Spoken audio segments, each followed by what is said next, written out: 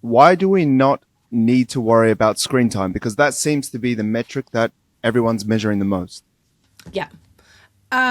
In short, Brock, that's the reason we've got caught up on the metric of the tool is because that's the thing that we can see, right? So I'm going to give you a little bit of a metaphor.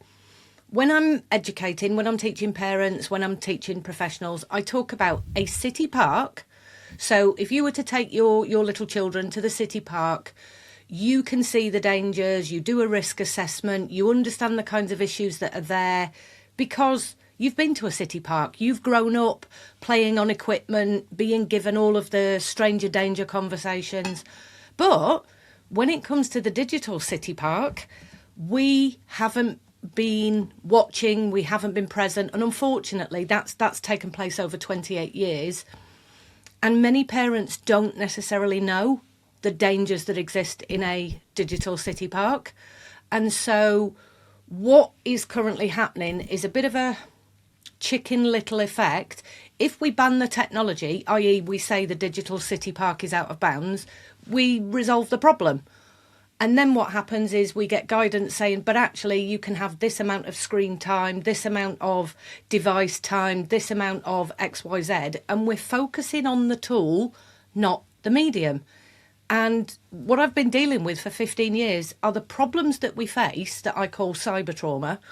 They generally, the content, the people, the spaces, it's all about the map and the terrain, to use a kind of NLP term.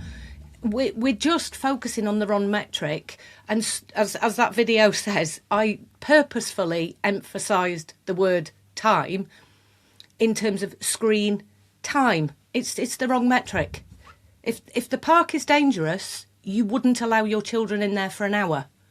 But if it was clean, if there was a steward or a police officer or a warden and things were cleared up, people were paying attention to the children, making the environment safe, you would allow your children more time. So it's an irrelevant factor in many of the cases.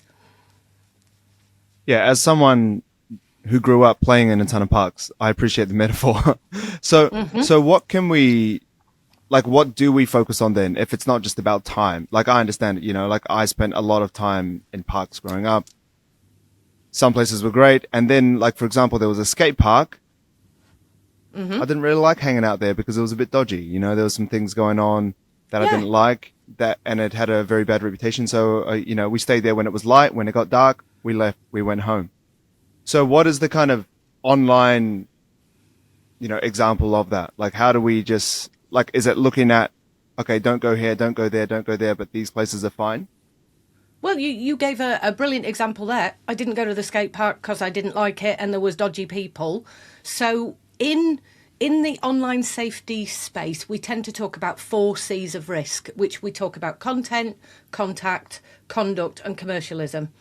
Certainly, you will understand the conduct side of things, because if you are an early gamer, there was, and there still is, an etiquette. There's a social norm to those environments.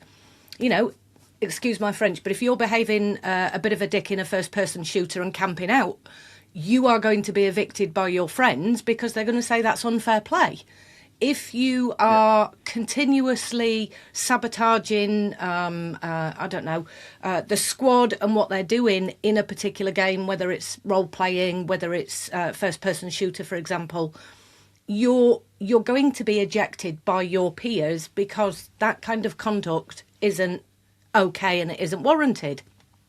So certainly, I would say, well, when we think about those kinds of risks, think about what are the things that might be, and I'm trying not to use scary type terms, but think about the things that might be a risk, a danger, as well as helping build resilience for your children. So really, I'd be saying to parents, so you need to understand the landscape. You need to understand the city park that your child's going into, so you can have conversations about the people, about the environment, and about the risks and dangers that exist. And unfortunately, what has happened globally is parents haven't been given the right information, probably because organisations, governments didn't necessarily know what all of the risks were, or weren't vested and trained in child development, because that is a huge bit that's missing from this space at the minute.